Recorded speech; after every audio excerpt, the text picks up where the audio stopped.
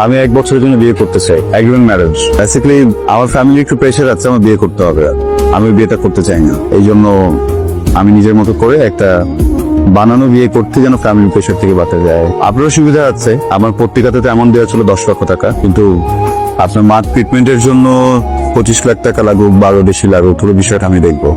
ওটা নিয়ে আপনার টেনশন করতে হবে না। সরি, আমি আসলে পারবো না এই কাজটা করতে। ফুলজারা চলে এসছি।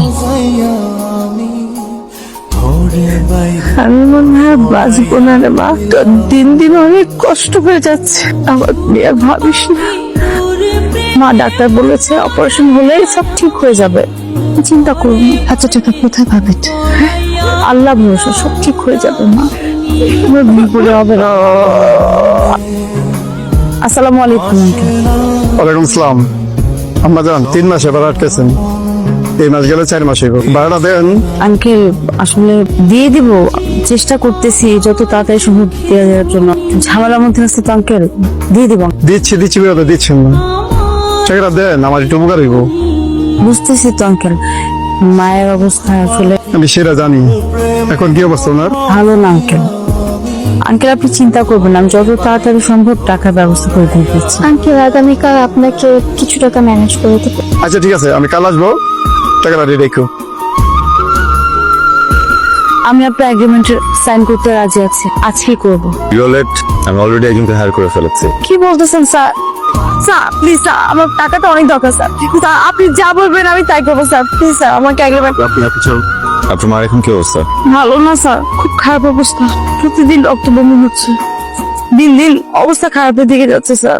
ডক্টর বলেছে যত তাড়াতাড়ি সম্ভব ট্রিটমেন্টটা শুরু করতে হবে, তখন বিয়ে হয়ে যাবে। অলরাইট, ওই বিষয়টা আমি দেখছি। সরি, আমার গার্লফ্রেন্ডের নাম নীরা, ও দেশের বাইরে থাকে। বিশেষ একটা কারণে এই মুহূর্তে ও চাইলেও দেশে আসতে পারবে না।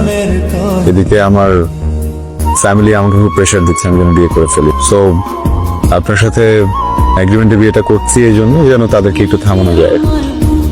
আচ্ছা তুই খাওয়া। হ্যাঁ স্যার, আমি আপনাকে একটা লোকেশন পাঠাচ্ছি, ওখানে চলে আসুন। স্যার এখন তো অনেক লেট হয়ে গেছে না, রাত হয়ে গেছে তো, বাসা থেকে বের হওয়াটা একটু ডিফিকাল্ট। আমি আপনার সাথে কালকে সকালে দেখা করি স্যার। ফারিয়া দেখুন, আমার না এক্সকিউজ একদম পছন্দ না। যেটা বলেছি সেটা করুন। সরি স্যার, কিন্তু না প্লিজ, নো কিন্তু। আপনি আমার সাথে একটা এগ্রিমেন্ট সাইন করেছেন, আপনি যদি না চান তাহলে আমি এটা ক্যান্সেল করে দিই। না স্যার, স্যার প্লিজ এটা করবেন না স্যার। আমি স্যার এক্ষুনি আসছি। আমি অ্যাড্রেস পাঠাচ্ছি। ফারিয়া, এখন থেকে মোবাইলটা সবসময় অ্যাক্টিভ রাখতে হবে। এখানে 50,000 ক্যাশ আছে, এটা আপনার। আপনার মার টাকা কালকে পেয়ে যাবেন। Sir Take it. আসি স্যার, আসসালামু আলাইকুম।